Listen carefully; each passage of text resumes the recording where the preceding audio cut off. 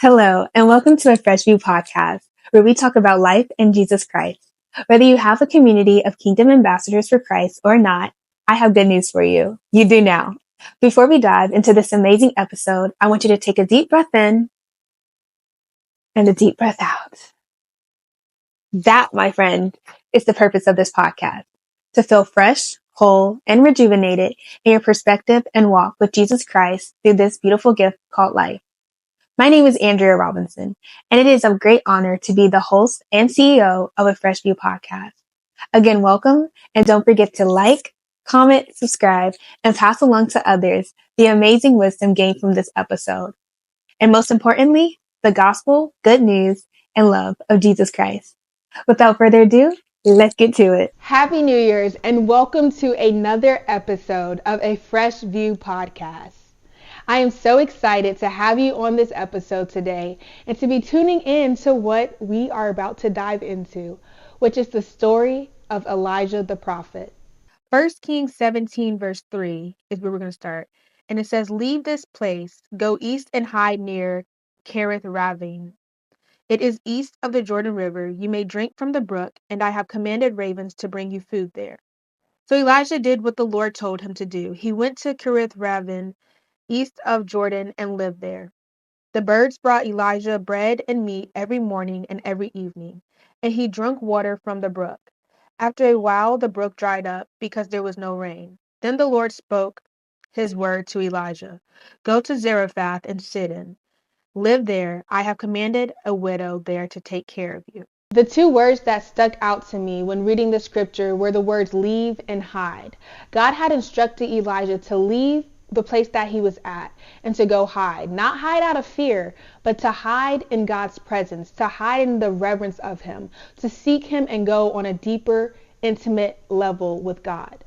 I think oftentimes when people think of letting go, it automatically reflects letting people go and to walk away from them. But it's not always people. Sometimes God is calling you to let go of that fear.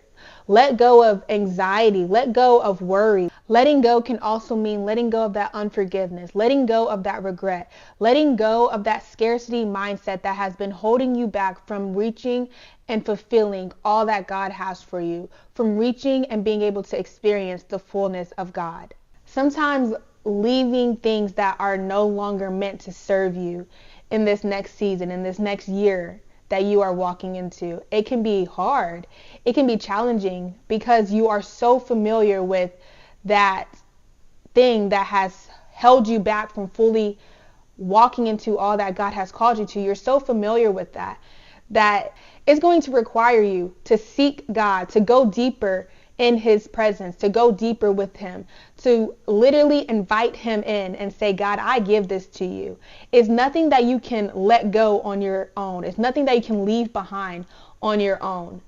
But it requires God in order for you to leave it and let it go and walk in the fullness of God. Oftentimes we come in a new year with new goals and expectations of how this is going to go, how this is going to look, which is amazing, which is perfect. Keep doing it as we should. However, in this year, if you are trying to experience what Elijah experienced, which was God's provision, to see God do the supernatural in your life and in the lives of those connected to you and all around you, it's going to require you to go deeper with God. It's going to require you to seek God, to become more intimate and build your relationship with him on a whole new level. In the wilderness, in the hiding, is where God showed and revealed more of himself to Elijah. And where Elijah was going next, he could not accomplish the next step without going through that season of getting deeper and closer to God. Elijah was able to see not only the provision over his life, but his next assignment's life as well. And the next assignment after that, and the assignment after that. He was brought to a widow. And in the next chapters, if you keep reading, Elijah is able to see the provision of God and the hand of God work in and through this widow's life. Not only over the widow's life, but over the people that Elijah will encounter in the next seasons to come. And just like Elijah, us too, we are walking into a new season. We are walking into a season where we are expecting great things to happen. And who causes those great things to happen? Not us, not man, but God. Nothing compares to the goodness that God can do in your life. It says in Isaiah 60, the smallest family will grow to 1,000. The least important of you will become a powerful nation. I am the Lord, and when it is time, I will make things happen quickly.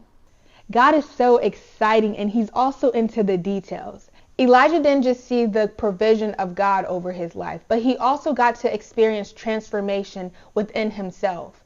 Elijah walked out of this season of hiding and came out as a better person, as a transformed person, as a renewed person. In this season that Elijah was in, God was equipping him so that he can be ready for the exposure that he was about to walk into. Oftentimes, just like Elijah, God is equipping us and getting us ready for the exposure that we're about to walk into, getting us ready for the next assignments that we're about to walk into, getting us ready for the people that we will encounter throughout 2025. And in order to fully become all that God has called us to become, all that God has created you to be, you will be required to go deeper with him and to become more intimate in your relationship with him. It's in those moments where you will literally experience transformation. You will experience renewal. You will experience healing. You will experience a peace that surpasses all understanding, joy that is unspeakable. You will experience the supernatural of God and all that he has for you. You will experience God's provision, his hand over your life, his favor. You will not only experience it, but you will recognize God in your life, and God not only in your life, but those connected to you. Don't measure your vision based on your own ability, because then you'll end up cutting the vision short.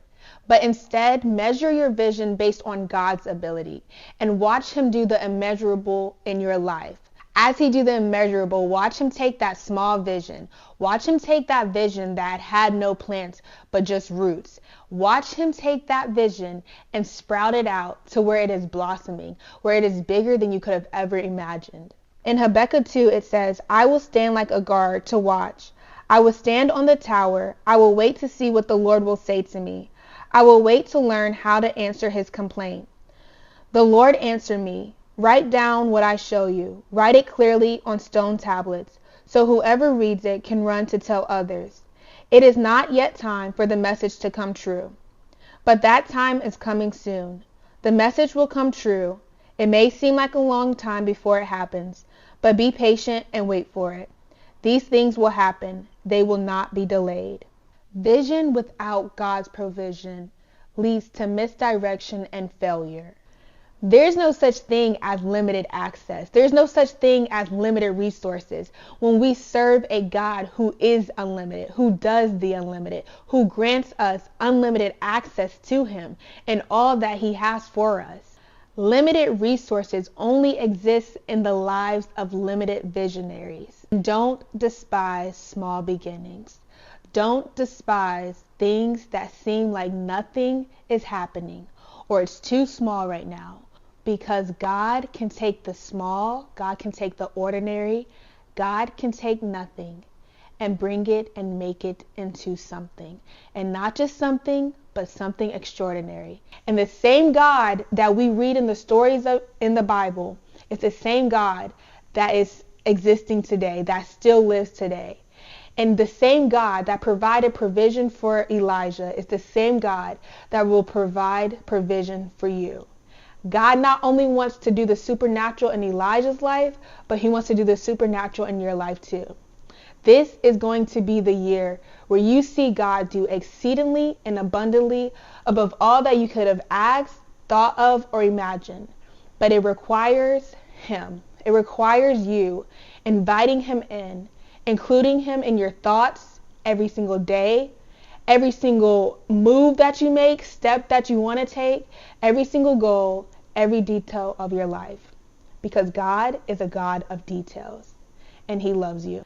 God honors your time with him. God honors your obedience. God honors your relationship with him. And the things concerning you concerns him as well. The things that you want to accomplish, he sees it, he hears you, and He's got you. Trust God in the year 2025. Trust the process. And remember, this is the year where you get to experience the supernatural hand of God over your life. Don't forget to like, comment, subscribe, and pass along to others the amazing wisdom gained from this episode. And most importantly, the gospel, good news, and love of Jesus Christ.